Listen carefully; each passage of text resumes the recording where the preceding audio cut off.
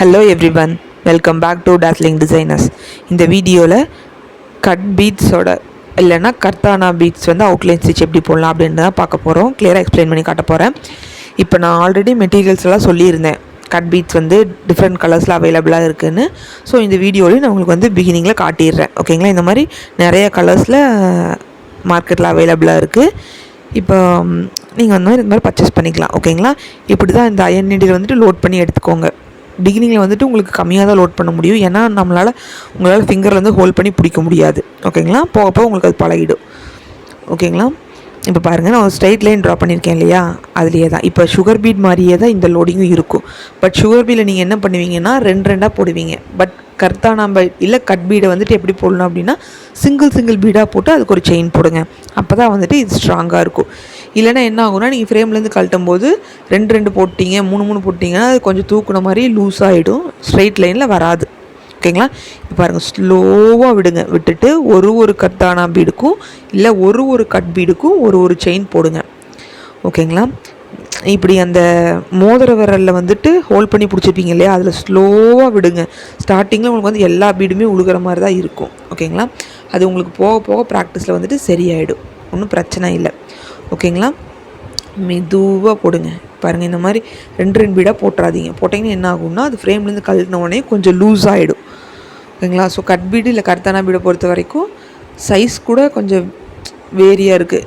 இதை விட குட்டி சைஸ்லேயும் அவைலபிளாக இருக்கும், இல்லை இதை விட பெரிய சைஸ்லேயும் அவைலபிளாக இருக்கும். எல்லாத்தையுமே வந்துட்டு நீங்கள் ஒரு கட் பீடாக போட்டே செயின் போடுங்க. அப்போ தான் வந்துட்டு நம்மளுக்கு என்ன ஷேப் வேணுமோ அந்த ஷேப்பில் அது வந்து ரொம்ப அழகாக கிடைக்கும். ஓகேங்களா, மற்றபடி இது வந்து சுகர் பீட் போடுற மாதிரி தான். ஓகேங்களா, சுகர் பீட் போட்டவங்களுக்கு இது ரொம்பவே ஈஸியாக வந்துடும். இல்லை நீங்கள் நம்ம சேனலில் பார்க்குற ஃபஸ்ட் வீடியோ இது அப்படின்னா இதுக்கு முன்னாடி சுகர் பீட் அவுட்லைன் ஸ்டிச் நம்ம வந்து போட்டிருக்கோம். அதை பார்க்காதவங்க ப்ளேலிஸ்ட்டில் போய் செக் பண்ணி அதை பார்த்துட்டு இந்த வீடியோவுக்கு வாங்க. ஓகேங்களா, அப்போ தான் உங்களுக்கு வந்துட்டு நான் கிளியராக என்ன சொல்கிறேன்றது புரியும்.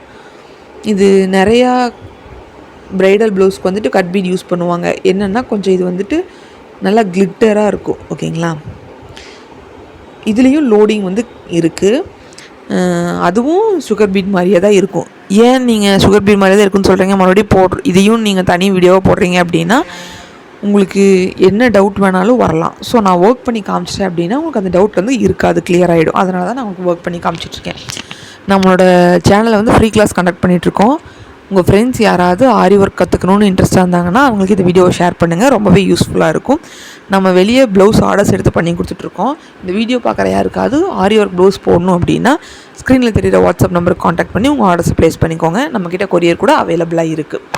இல்லை யூடியூப் பார்த்து மட்டுமே ஆரி ஒர்க் கற்றுக்குறீங்க அப்படின்னா கூட கண்டிப்பாக நம்மளோட சேனலை பார்த்து உங்களால் நல்லாவே ப்ரொஃபஷ்னல் ஆரி கிளாஸ் கற்றுக்க முடியும்.